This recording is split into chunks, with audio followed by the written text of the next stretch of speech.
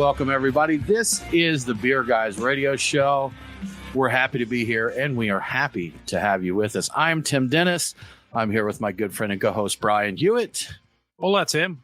And producer, Mike Nate. Hey, how's it going? I am well, guys. How you doing this week? Not bad. Okay. All It's right. been a week. After a little... Right.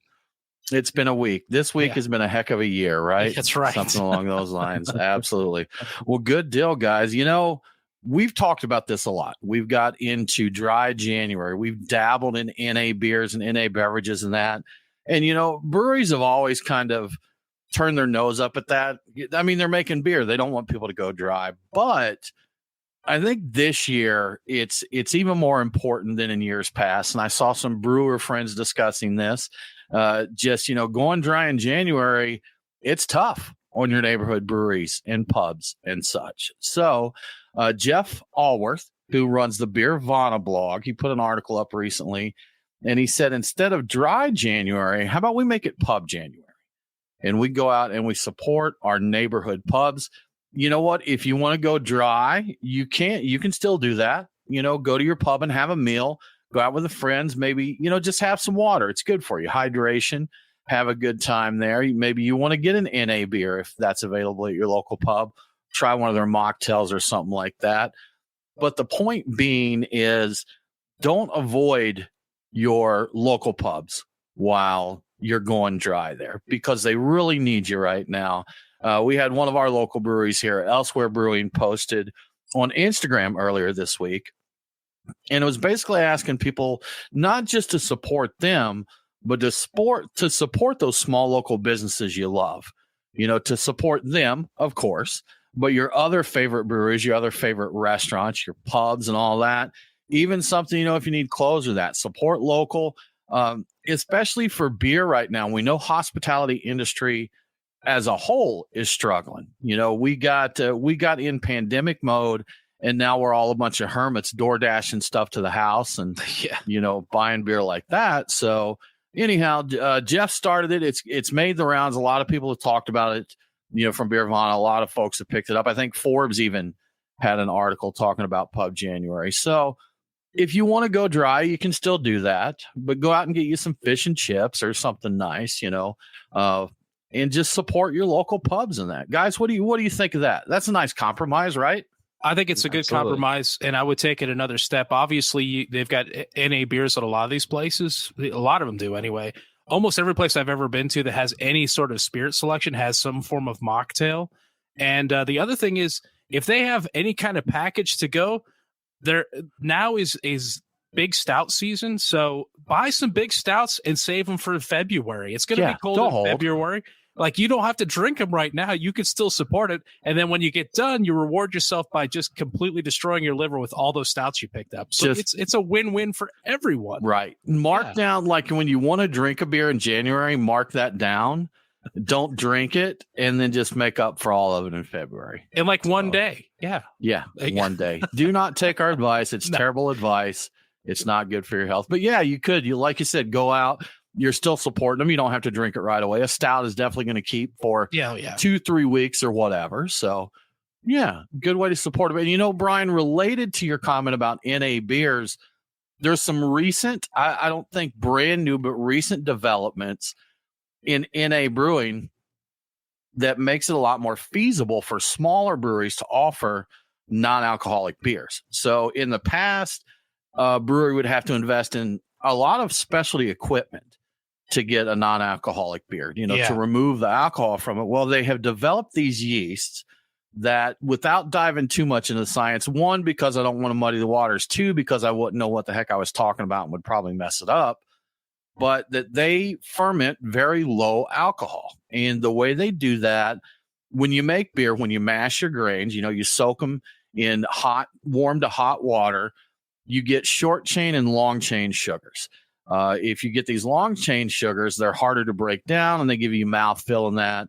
But if you ferment to where you have shorter sugars, then this yeast can eat those. It can't eat the big boys, so you've got to make some adjustments for it. But the short of it is, a craft brewery can now do a non-alcohol or low alcohol beer by selecting a certain yeast, and by adjusting their recipe to accommodate for that yeast's abilities. And I believe White Labs is one that offers, I think it's WLP 618, which is their no low alcohol yeast. And they had a recipe on their website for an NA IPA, and it came in at 0.34% ABV per the recipe, which non-alcohol, as most of us know, if we've been following it, is anything below 0.5% would be NA. So related to this, one of our local breweries that we've talked about a lot, Halfway Crooks, one of our favorite places, they have an NA beer coming out soon. So, places that you may not have seen NA beers at before because it just wasn't feasible, it will be more available for them to do that type of thing. I think this is going to be great. I'm looking forward to this year round. There are definitely times when I'm like, yeah, I don't need another beer right now, but I want another beer. And having the option of something that tastes like beer, that gives you the same enjoyment flavor wise and texture wise as beer would be ideal. And I want to say it was maybe Heineken that pioneered this whole yeast. I think they found a yeast in like Patagonia or something like that. I might be making this up. I remember going over a news story where they found a species of yeast that was able to ferment at low or no alcohol. And I want to say that they might be the guys that pioneered this process. But that's really cool that you can do that, because the reverse osmosis stuff and all the watering it down, none of it was quite beer. It all tastes just a little off, not quite there. It wasn't quite there. It was acceptable if you couldn't have beer, but it wasn't quite beer. And the newer stuff has been much, much closer. See, anytime we talk about NA beer, we get the troublemakers and the naysayers who say things in the chat like, I'm confused why we're talking about NA beer.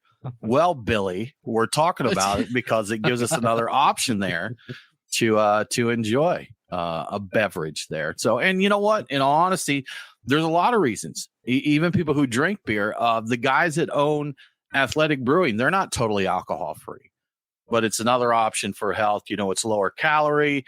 You can get hydrated after a race. These people that race, that run, can do that. I have had a friend who was pregnant and chose to go with some NA beer so she could have a beer and, still avoid the alcohol there. So Billy, that is why we talk about these NA beers. Yeah, good stuff, man. Good stuff. So yeah, go out and support your pubs.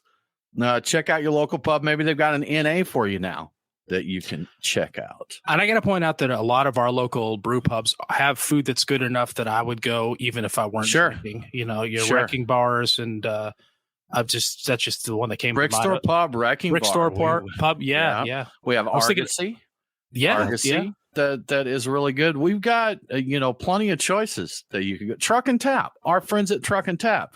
You can go out and support them. They have great food trucks there, so you can go support Truck and Tap. And if you choose to, you can go NA there as well. Yeah. I believe they do have some NA cocktails there. I was looking just this week, and I believe I did see some options there. They definitely have mixers, so they can come up with something interesting. They can hook you up. They can hook you up. Absolutely. Well, Brian, this is something I know that you're following this news excitedly. Yeah. Because I know that you think /hope /will it to be that cask ales are going to become more popular. But it sounds like the news out there, we love talking about what certain generations do to society, the economy, and all of that. So apparently the latest Gen Z doesn't like carbonation is the latest news.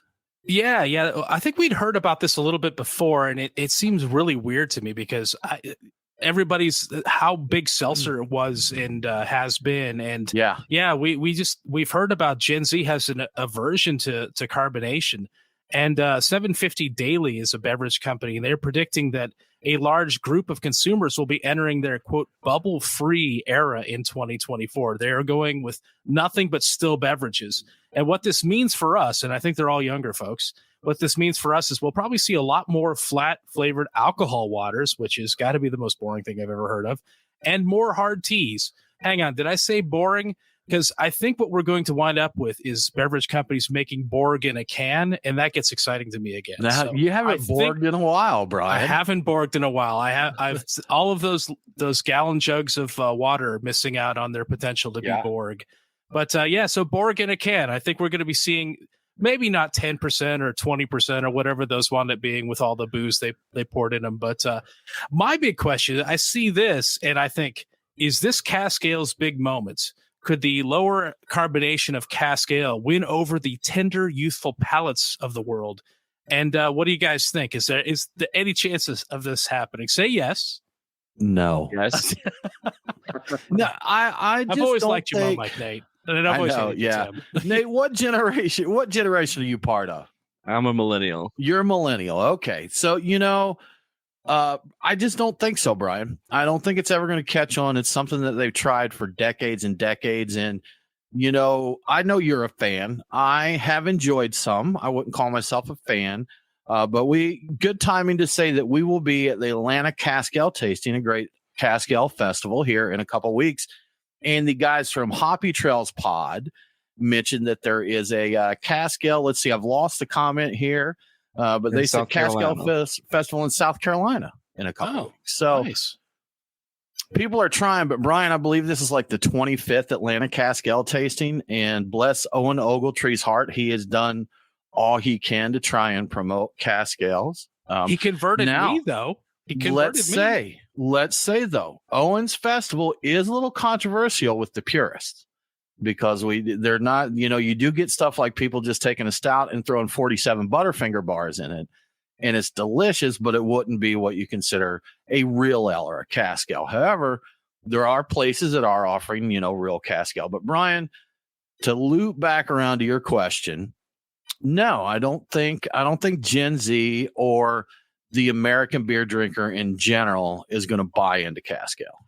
What if they started putting cask ale into 40-ounce Stanley mugs? Would that make a difference, do you think, Tim? Yes, that would. Yeah.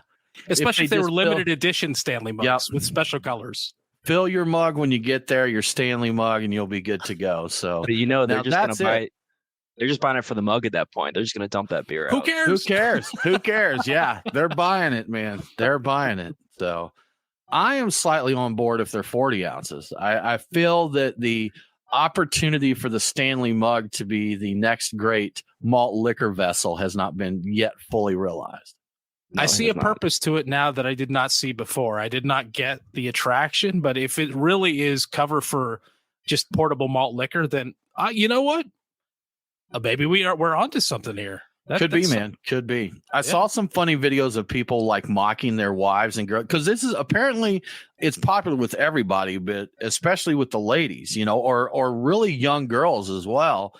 But guys were mocking it. Like one guy had a 5-gallon bucket that he stuck a straw in, and like his he walks in. Another guy had one of those like water bottles that goes on top of the dispenser. Oh, the dispenser bottle, the big 10-gallon thing? 5-gallon. Yeah, the 5-gallon things. But so, Nate, what do you think, man? You said yes. So I need more info. Why do you think cask ale has some potential here?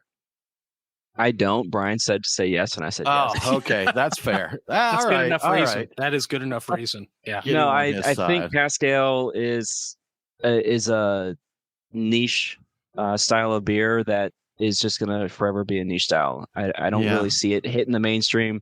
We're a little spoiled in Georgia having two, I don't remember the designation, but two like registered cask ale. Cask mark, I believe. Cask mark, yes. Called. We've got two of those in Georgia. So we're a little spoiled for that if you're a cask ale lover here in the Southeast. But in general, I just don't see cask ales really hitting the main stage ever. Brian, do you have any reasons other than hope and dreams? Well, I think that I'm seeing more and more availability of cask beer. So that means more opportunities for people to try the real thing. But we didn't have any real cask stuff for a long time until the Brick Store Pub had. And, the ACAT occasionally. But if you wanted some, you really couldn't have the legit stuff. And more places are getting that in the U.S. And there's more of an interest in lighter and more traditional styles. So I see there's more availability of it. And if palates are moving away from harder carbonation towards softer beverages, this may be appreciated. It could be the two things could come together and become a bigger thing. It may never happen, but I would argue we're one TikTok video away from cask ale being just huge, like sea shanties. So, yeah. All right. Have their moment there. All right. Well, good luck to you, Brian. Good luck to you in cask ale. Yeah. We'll see how that works out. But Brian, we like to follow the beer laws as much as possible. New Jersey's been on our radar a lot this year, and we do have an update on New Jersey, but also a little something new that popped up, some interesting info out of Alaska. That is correct. They have new regulations that are going into effect in Alaska. I think they were passed in 2022, so it took them a while to go into effect. But they bring the state into compliance with federal beer laws that date back to Prohibition. So they've been out of sync for a long time with the rest of the U.S. Until now, it was legal for a brewery to buy a tap system for a bar in return for exclusivity in that bar. Only their beers would be poured on tap. And that was it. I guess maybe cans in the fridge or something like that of somebody else's, but I've never heard of a place that in any other place in the U.S. that does that. Retail and liquor stores could get prizes and incentives that require them to put certain products in refrigerators and prominent shelves. I've heard about stuff where people wind up going to court and getting fined over that sort of thing, but I had no idea this was legal anywhere.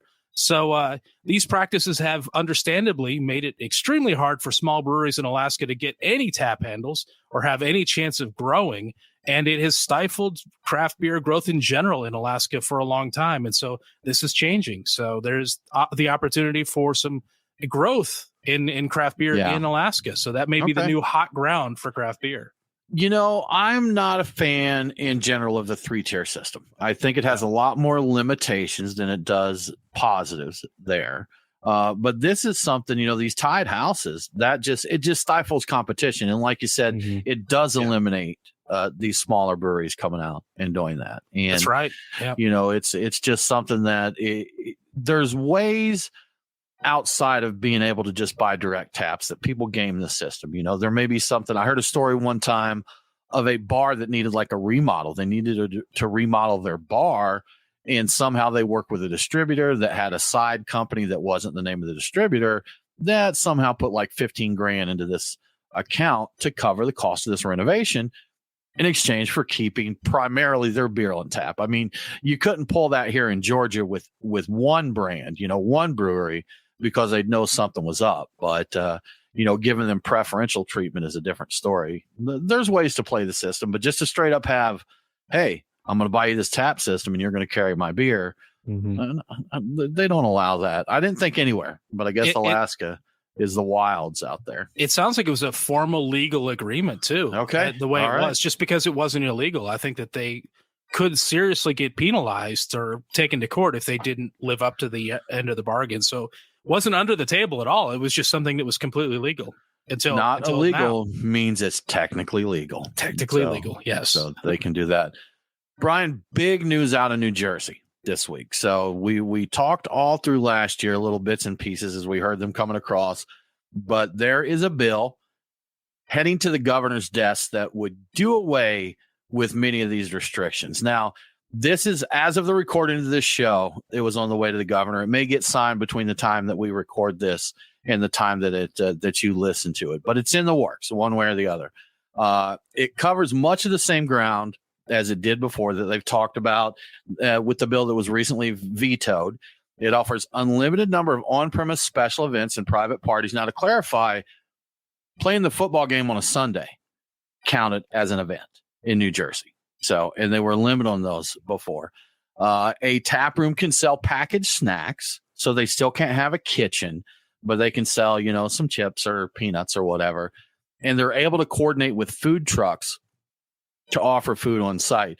As we know, again, from talking to John Hall and Augie Carton in the past, they couldn't even a food truck could be there, but they couldn't advertise it. They couldn't say, hey, we've got a food truck here. You just had to go out, and if you were hungry, either get something before you got there or hope maybe a truck just happened to be, on site there. So in addition, a big thing that we talked about, and the reason that we heard the governor vetoed it, is that he wanted to change the way that liquor licenses worked in the state. And the information that we found had a very brief comment on this. That may be intentional at this time. Maybe they don't want to get things shook up, because the way it worked in the past, when you had a liquor license, you didn't necessarily have to have a business open. You could pay to renew that license and just hold on to it or sell it at a profit there. And it sounds like that there is some language in the bill to transfer inactive retail liquor licenses to new licensees.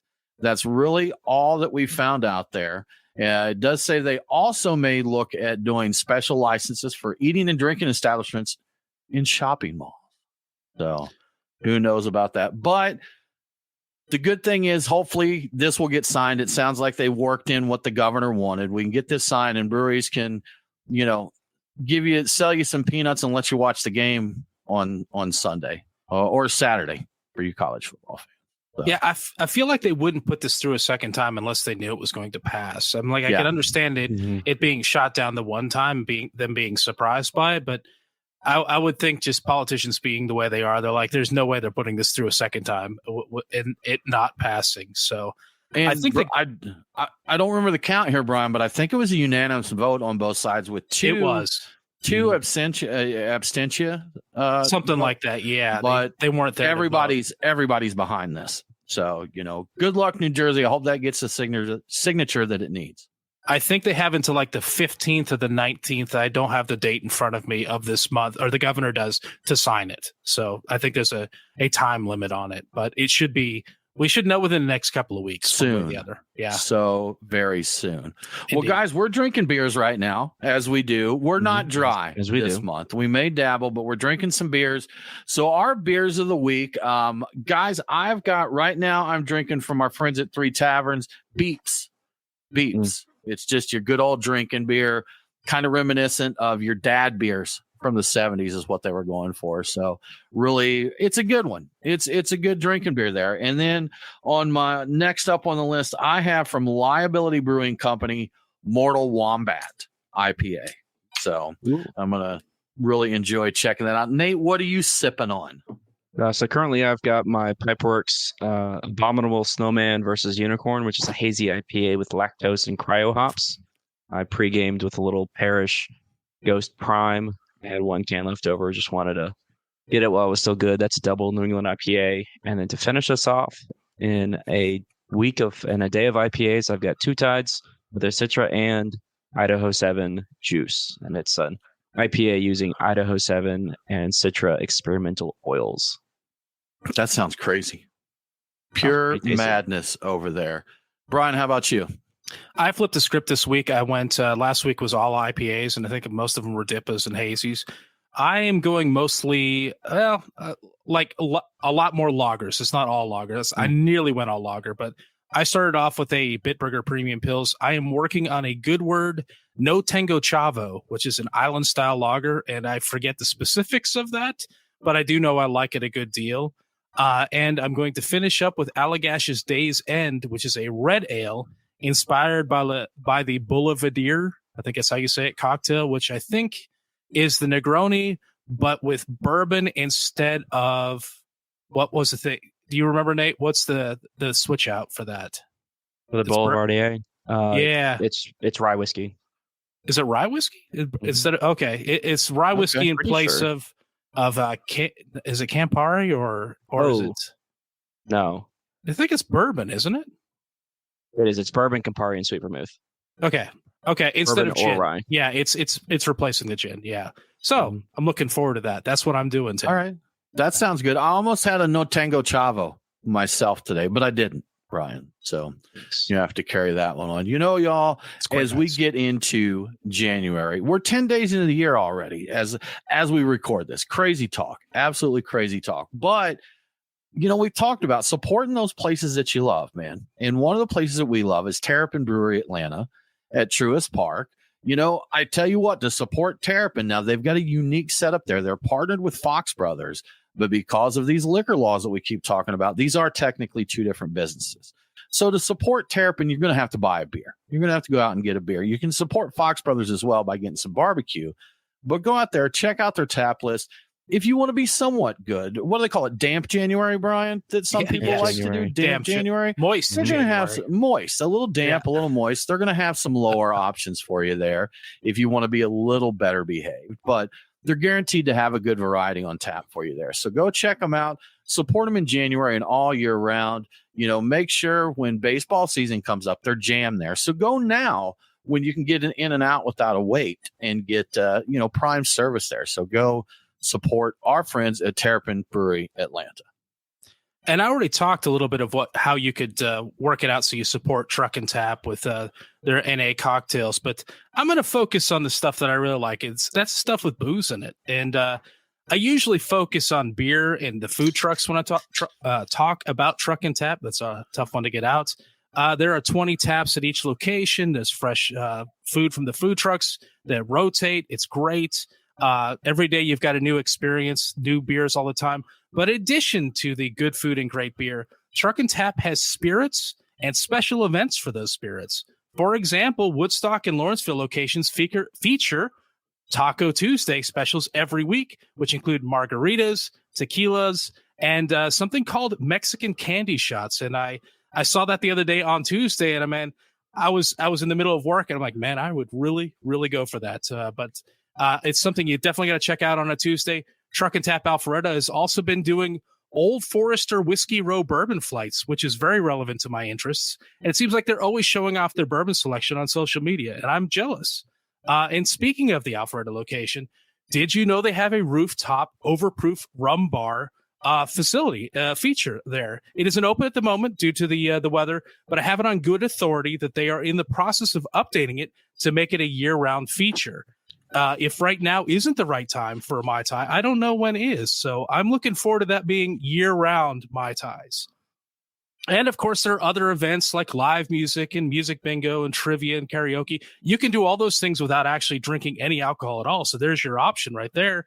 For the full scoop of what's going on at your local Truck and Tap, check out their website, truckandtap.com, and they have links to all their social media pages. So if you don't see it on the website, you can check out their specific social media site and see what events and what fun beverages they are pouring that week. And that see what's up, see what's happening. Yeah. You know what? Every Truck and Tap location has a Beer Guys Radio sign or reference somewhere in there. So if you go to Truck and Tap, you take a picture of the Beer Guys sign, post to the social media and tag us, we'll send you a swag pack. Yeah, we'll do that. We will do that. I think we got T-shirts. We've got T-shirts and stickers. I know, and I'll have to look and see what else we've got in the swag pack. We did at one time we had some sunglasses, some pins. We had some coasters. Maybe I don't know. There's really no telling what we have there. So but yeah. Go take a pic of the Beer Guy sign, tag Truck and Tap and us. We'll send you a swag pack. So easy peasy, lemon squeezy. Yes. So, Brian, mergers, acquisitions, breweries selling, breweries being bought, always some news on that front. A big one this week. Octopi Brewing, contract brewer, which is also the owner of Octopi, also owned Untitled Art Brewing. But Octopi is being acquired, correct? That is correct. And as the guy that's the expert on mergers and acquisitions here at Beer Guys Radio, which wouldn't take very much, I will go into this. So the Japanese giant Asahi is buying Wisconsin-based contract brewer Octopi. And like Tim said, their main brand that you would know is Untitled Art, but they consider themselves a co-packer, and they brew a lot of beers and do a lot of consulting for a lot of different beverage brands. But anyway, so Asahi is buying them, and they're also investing a good amount of money to meet their technical requirements to produce their Asahi Super Dry. Apparently, the standards are very high for that, very particular, in that it's never been brewed in the U.S. because there's no facility that can do it. Right now, if you're drinking it in North America, you're getting it from Molson, Canada. They're also going to be producing a Czech beer called Kozel, which will be brewed at Octopi. I've never heard of it, but that'll be interesting to check out. So there are some really good reasons why Asahi chose Octopi. As of 2022, Octopi was the 13th largest regional brewery in the country by volume. Octopi invested a lot of money in diversifying their equipment and bringing on a lot of new brewing talents and just consulting talent that on a wide variety of different beverages. And like I said, they call themselves a co-packer, which means they do a lot more than just contract brewing. They consult on a lot of different topics around beverages. So Octopi has seen tremendous growth in recent years. They had a 443% growth in 2020, if you can believe it. 51% growth in 2021 and 38% growth in 2022. But the financial details of the whole transaction were not announced. I'm guessing there's a good amount of money that happened here. That's what I figured. It sounds like it. 443% increase in 2020. That's COVID time. COVID. Yeah. Bring it on. So, yeah, I'm curious. I wonder where those 2023 numbers ended up, because we kind of know how 2023 went. Yeah, I imagine there was a general decline, but it wasn't as sharp as I would have expected. I mean, for them to maintain the level of growth that they had, and this is a credit to the owner who saw, I forget what year it was. He said 2018, 2019. He saw the writing on the wall. He says, "I've got to diversify. Craft beer is just not going where I want it to go. I'm going to have to get into like this co-packing thing. I'm going to have to get into making every kind of beverage I can to make sure I'm doing well." And it just so worked. And I had no idea that they were killing it the way they were. But interesting. I know Untitled Art makes really good NA beers too. So they do. Yeah, and the regular beers are pretty darn nice as well. Yeah. So definitely, they do NA. On the NA subject from the chat, Carlos said he's got a theme. He said dry when I die, baby. Is Carlos's theme on that. So, we support that. If you want to go and just totally skip being dry, that's cool, man. That's cool. No problem at all. So, Brian, we have got some beer drama this week. And we've got some sound effects for it. We too. do. That's great. We do. The beer drama of the week, Brian. What's going on? Yeah, so Other Half set the beer world ablaze with their new facility in Chicago. They opened up and their tap list had $16 pints was the exciting part of it. So a new tap room doesn't get as much attention as like really, really expensive pints. Almost all the beer on the IPA heavy tap list were $16, including the Lonely Lager that was on the list. I guess there was one or two on there. There were a couple that were $14. I think they had a Mexican lager that was $14. I went back to try and find all the info, and shout out to Afro Beer Chick on Twitter. Yeah, she had visited. She's in the area, and she was polite about it. I don't think she even mentioned the brewery by name. Initially, she's just like, y'all. $16 pints here. So, and it kind of, the internet got a hold of it from there. I do have to give her credit. I basically mined most of the responses in the discussion there, and also a Pace magazine article that also heavily mined her Twitter thread about this. But one person that responded to her said that the pints were exactly double the price of Washington, D.C. They have a tap room there, so they're exact same beers, twice the price. And D.C. is a phenomenally expensive place, I understand. So if any place was going to have really expensive beer, it would be D.C. And there were other amusing things about it. The price per ounce was lower for 12-ounce pours than it was for 16-ounce pours, which is crazy, as well as pints being more expensive of beer than cocktails made with overproof bourbon. And it's more expensive to have a beer there than it would be at the nearby guaranteed rate field where the White Sox play by like $1. So I don't know why we've come to accept. Someone else said in the chain that was going on about this with Other Half, they're like they're thinking that they're an airport or a ballpark. I'm like, why are we okay with that at an airport or a ballpark? Mm-hmm. Like we've just allowed it to happen. If we did the same thing if we quit buying beer and made an uproar about that, actually they wouldn't care if we made an uproar. They would care if you just didn't buy it. So. Yes. Yeah. And I got to say my initial reaction to seeing this before it was corrected, and to the Other Half's credit, I got to say they were quick to respond to the criticisms, and they made big adjustments to their beer prices. Afterwards, they made the adjustments, and the most expensive price on a pint of beer was like $9, which is still $1 more than DC, but it's a little bit more reasonable.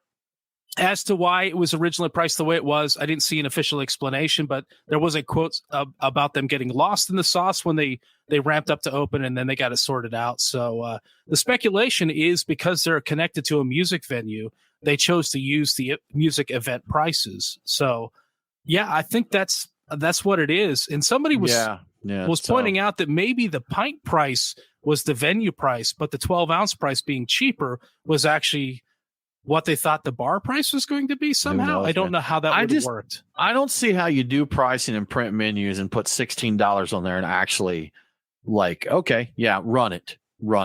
This is it. So, and again, like you mentioned, Brian, I don't remember the name on the account, but they spoke as though they were representing Other Half. And he said, again, quote, "We got lost in the sauce as we ramped to open, but we got it sorted." So, Good, Brian. Yeah. Good that they took care of that. And I'm going to believe that was it, that it was just something they're like, oh my gosh, yeah, okay, let's fix this. But man, if you can go from $16 down to $9, what's the decrease there? Like, it's like 50%, 80% or something. Yeah, 16, 8, 50. So what carry the one something. But anyhow, if you can knock that much off the price, it's not like you're a little out of line there. So that's one thing I think don't want to hate on them for doing that, because they did correct it. They did see the post and heard what people were saying, and they fixed it quickly there. So, but still, man, what's going on for you to put $16 for a pint on a menu and actually, put that out there? Was there nowhere along the chain that said, hey, y'all, this is $1 an ounce for beer? Exactly. So, hold up. It's the first time that I've seen prices go up a lot of times in my years of drinking. This is the first time I saw the price go up on a beer, and I seriously thought maybe I can't afford to drink beer anymore. Like that's how bad it is. I'm going to take up vintage wines as it's more affordable. Yes, it's you could if you could go out and still get $10, $12, $15 bottles of wine, and compared to the. Here's the thing: I don't like wine nearly as much, so it would take some adjustment. But what's the $2 chuck of beer? Do we have one, Nate? Any thoughts on that? Hams. I mean, my Hams is a domestic lager. Yeah, Jenny Cream, probably. Jenny Red Eye. All right, good stuff. Well, Brian, related to this story and talk about beer pricing and all that, we got the price of beer at some NFL stadiums here, and as a rule of thumb, if you go out to a concert, a ball game, if you're on a flight, it's kind of a captive audience. It's not like if you're at the airport, you can go a bunch of other places. And if you're at the airport, you got to have what's there. If you're at a concert, you're going to get a drink at the concert. It's not like you can pop over somewhere else if you want to see the concert. So a lot of times venues take advantage of that, but not all of them, Brian. So what's the scoop? Tell us a little bit on our NFL stadium pricing. So what would you guess is the average price of a pint at an NFL stadium as of 2023? That's what we have the data for. And I have the notes here, but I'll be honest, Brian, I haven't looked yet. So this is going to be an honest guess on this. $12. I was going to say, if I were just guessing, I would have guessed about $12 because I could swear I have gotten a beer at the old Brave Stadium for about $11 or $12, and I think it was a pint or maybe a little bit larger. I don't. So the average price across all of the stadiums, and they do vary a good amount. Did you have a guess, Nate, or did you already look at it? I mean, my guess for the average price is going to be $10. About 10. Okay. Yeah. All right. Well, you're pretty close. So the average price across all of them is $9.76. The most expensive. Nate, you are over, so you don't win the showcase. That's right. You do not. Yes, you've gone over. The most expensive beer in the NFL, the Philadelphia Eagles fans pay 96 cents per ounce for their beer. And if they were getting them in pints, that would be $15.36 a pint, nearly the price of Other Half when they first opened up. So in Chicago for a day. The second place is a tie for the most expensive, both in Los Angeles. The Rams and the Chargers, 92 cents an ounce or $14.72 a pint. So the cheapest beer in the NFL, what would you guess is the cheapest beer? Have you guys looked already? No, but I've heard that Mercedes-Benz Stadium here in Atlanta is pretty user-friendly for food and beer. I haven't been to a game there, haven't seen the Falcons play, but I've heard that they are one that's, and you know what? I'm going to say Kansas City would be another guess. I figure Kansas City's probably good to their people there. So, okay. Well, you're right on one of them. So there is a 5-way tie for the cheapest per ounce price of a beer. $6.72 a pint for the New York Jets, the New York Giants, the Detroit Lions, Miami Dolphins, and the Atlanta Falcons. Okay. So we got a lot of people charging a very reasonable price for a sporting event beer. I always thought that part of the reason they were jacked up is partly the captive audience, but also partly because to try to keep people from drinking too many of them. I'm thinking if they were regularly priced beers, you would have people about that. Do they not? I'm guessing they don't care about that at all. Chuck, I bet that's not on their radar. They're there to make money, man. They got to pay those $1 million contracts to those boys on the field. So there has to be a sliding equation of like how much can we pay to make money, and when will we start losing money if we go above a certain point. And you know what? Yeah, I could see maybe the folks in Atlanta's like, nah, that's too expensive. I'm gonna bootleg some stuff in.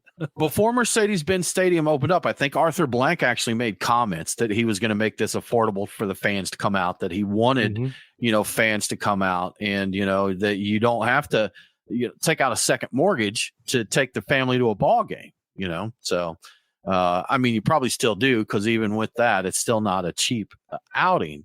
But more affordable. I mean, $6.72. We're paying more than that in some pubs. You're still paying more than that if you go to Other Half in New York City. Now, granted, you're getting an Other Half beer instead of a Miller Lite. That's true. So little different case there. But and these are the cheapest pours. Like, this is based on the cheapest pour. So they will have the cheap, whether it's Miller Lite or Bud Light, or Coors or whatever. They are good. A lot of these venues are going to have something crafty, something from the local area.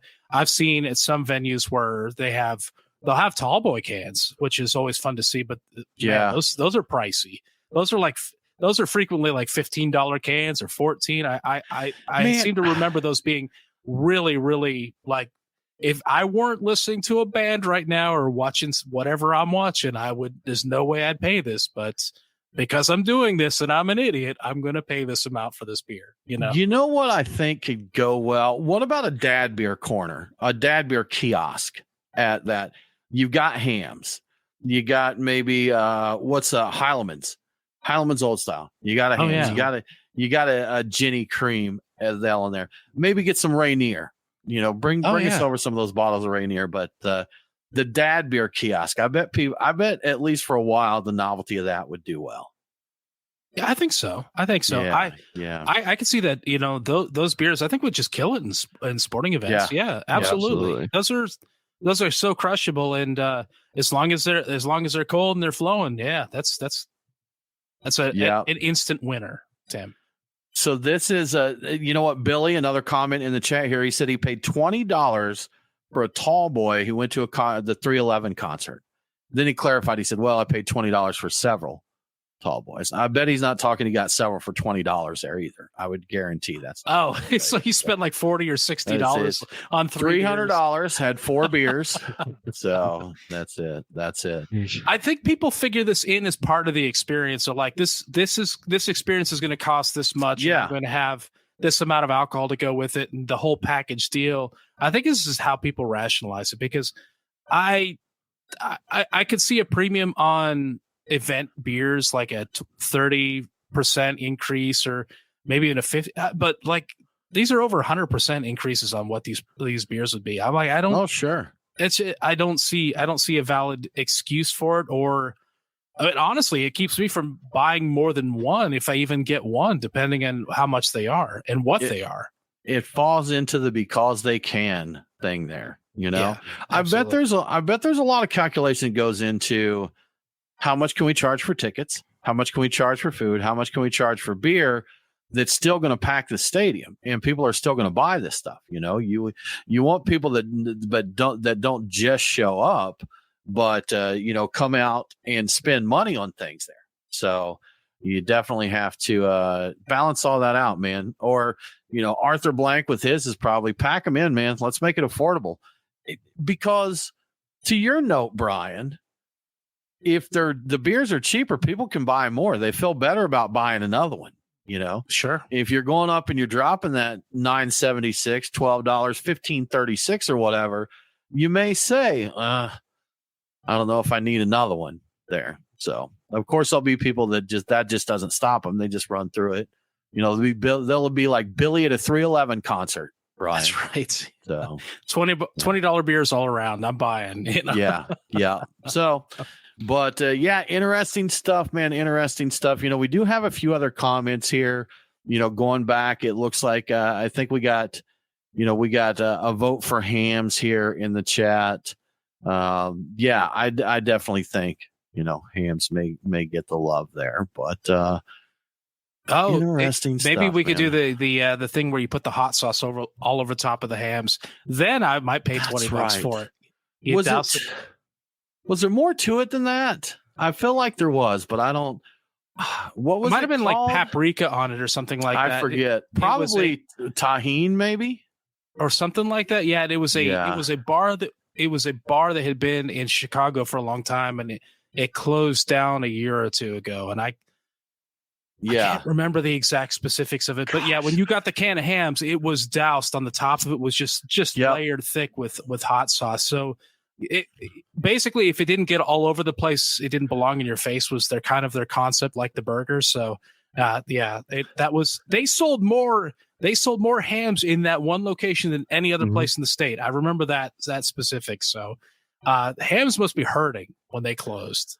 I think that that we dove into that. We found that during my Midwest Michelada phase there. So when I was drinking the Bloody Marys and the Micheladas and that was something that we found there. The red beer, we found red beer, and then that hams from up there. I don't even remember what all it was, but it looked disgusting.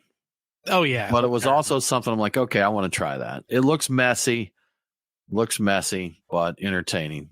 Go ahead. What I don't support, Brian, is those Bloody Marys that have like a cheeseburger and then a chicken wing on top of them. That's just insanity. That's just unnecessary, is what it is. It depends on how hungry I am, because maybe I want a Bloody Mary, but I kind of secretly also want a cheeseburger. But if they're putting a burger, either your Bloody Mary is going to be too warm or your burger is going to be cold and soggy. That's my thinking. Put my burger on a plate. Let's be reasonable about all this and give me my Bloody Mary. So, what if they pour the Bloody Mary like around and an arc around the burger and give you a straw to, or maybe like a dipping container for the Bloody Mary? Do it like a crawfish boil, like just put a plastic tarp down and just dump it all on the table. That's right. A trough of Bloody Mary there. A bucket of Bloody Mary. It's just burgers floating in it, and pickles and chicken wings. Yeah, that's fantastic. This is a terrible idea. Well, guys, I think that's all we got for this week. Yeah. Good times. That's I've enjoyed my beers, man. This Mortal Wombat's nice, and Beeps is always a good one. So good stuff. We do have a couple of events coming up, so we definitely encourage you, if you're around the area or you want to come to the area, come hang out with us.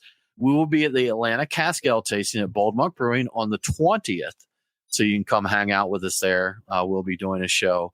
Then details confirmed by next week, but on the 27th of January, we are going to be doing a show with our friends at Truck and Tap over in Duluth.